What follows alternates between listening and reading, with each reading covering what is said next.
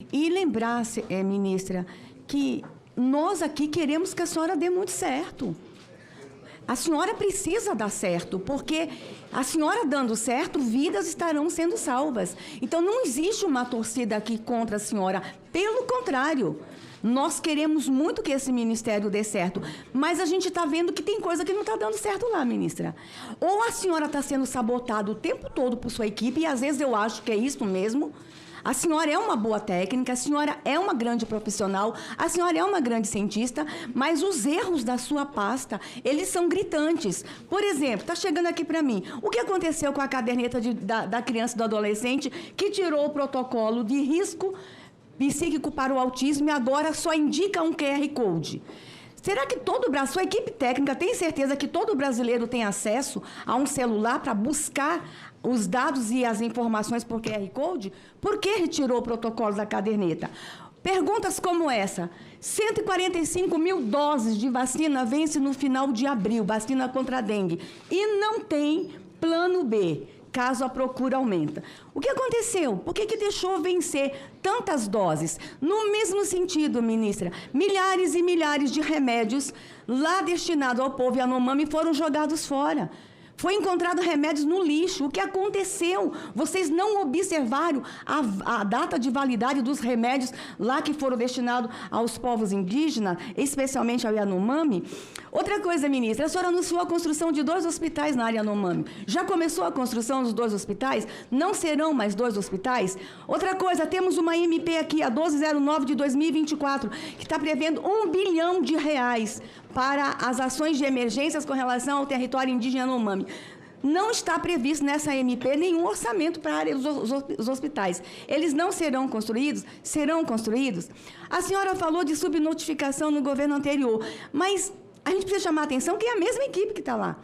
São os mesmos servidores do passado que estão lá. Eu estive agora esse final de semana lá em Roraima, ministra. Eu não conversei com a imprensa, não. Eu conversei com os profissionais que estão em área. As mortes estão aumentando, sim. E por que vocês não divulgam os boletins de setembro para cá? O último boletim divulgado foi em setembro do ano passado. Com medo da gente fazer comparação, a gente não quer fazer comparação, ministra. A gente quer salvar a vida de criança Yanomami. Eu quero lembrar que os números do governo anterior teve um agravante. Nós tivemos 2 anos de pandemia. E isso precisa ser considerado. E não consideraram os 2 anos de pandemia na hora da sua equipe técnica usar aqueles números para atacar o antigo governo. Eu fui chamada de genocida e eu não era responsável pela pasta da saúde. Seus técnicos em reuniões em área diziam: nós vamos prender a ministra Damares, a ex-ministra Damares. Por quê? Por que usar morte de criança para perseguir o governo anterior? Aconteceu na sua pasta. E talvez não tenha sido a senhora. Aí eu pergunto, a senhora está sendo sabotada dentro do ministério? A senhora tem controle realmente de tudo que está acontecendo ali, ministra? A senhora está confortável em continuar nesse cargo? A senhora é muito boa. Não termina a sua história na condução dessa pasta se a senhora não estiver se sentindo confortável. Temos muitas perguntas aqui, mas eu tenho uma que está me incomodando há muito tempo. O que aconteceu com a menininha Yanomami que foi estuprada de forma coletiva? Estupro coletivo dentro da Casai de Boa Vista.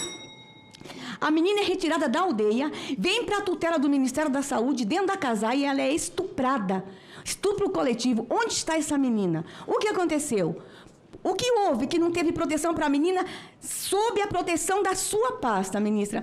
Ministra Anísia, são tantas perguntas, eu gostaria de um dia inteiro para lhe perguntar. Tem uma pergunta de orçamento também. As emendas de bancada estão sendo executadas? Nós temos senadores o tempo todo aqui reclamando que é emenda impositiva, elas não estão sendo executadas. O que está acontecendo com a sua gestão? Ministra, a gente precisa que a senhora dê certo, acredite nisso. Nós queremos que a senhora dê certo. E aqui, ministra, essa comissão é a sua casa. A casa é a sua casa. Vem conversar com a gente. Não quer audiência pública? Faça reunião de porta fechada com a gente, mas a gente precisa que vidas sejam salvas. Nós estamos diante da pandemia da dengue. A vacina foi lá para criança de 12, 14 anos. Até hoje eu não entendi. O mosquito pergunta a idade na hora de vacinar.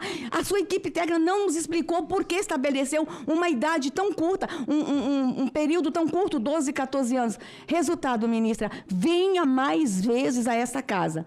A sua pasta tem nos deixado o tempo todo em constante angústia e nós gostaríamos de ter resposta para todas as nossas perguntas. Se não se sentir à vontade em responder, pode responder por e-mail, e eu tenho mais perguntas e queria lhe pedir permissão, ministra, de enviar diretamente para o seu gabinete e a senhora me responder por e-mail as demais perguntas. Então, em relação à vacina da dengue, também a pergunta sobre faixa etária.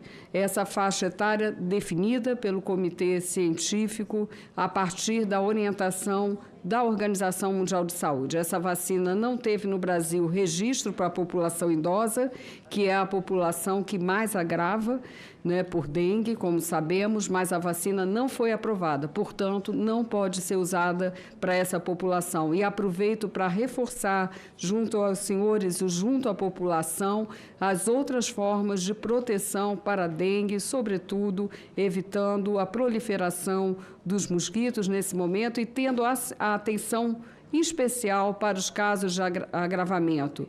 Dor forte nos olhos, dor abdominal, sinais de hemorragias, enfim, todas as formas que nós temos amplamente divulgado com a preocupação de salvar vidas. Bom, em relação à questão Yanomami, eu já falei em resposta anterior, mas reitero a pergunta da senadora Damari, prioridade absoluta não do Ministério da Saúde, mas do governo federal, ação interministerial sendo adotada para isso, várias frentes de atuação. Nós estamos, eu já havia também mencionado isso, com o hospital incorporado à EBSER, onde nós teremos uma área de retaguarda para a população indígena, com a reforma da CASAI e com, no polo de Surucucu, um centro especializado de atendimento que vai permitir, ao lado das unidades básicas de saúde indígena, que estão no PAC, como eu já demonstrei, uma melhor qualidade nesse atendimento. Em relação ao plano B da vacina de dengue, isso é muito importante. Esse plano já está em curso.